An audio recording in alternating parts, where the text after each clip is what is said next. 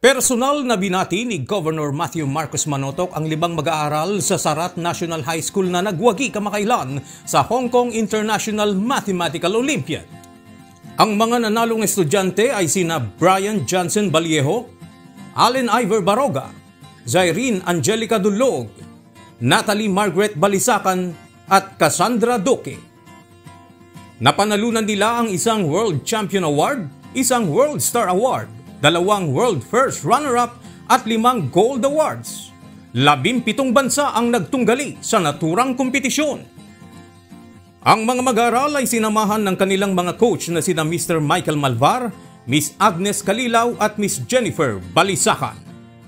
At yan ang ating update sa oras na ito. Ako po si George Jopo Guerrero. Maraming salamat po.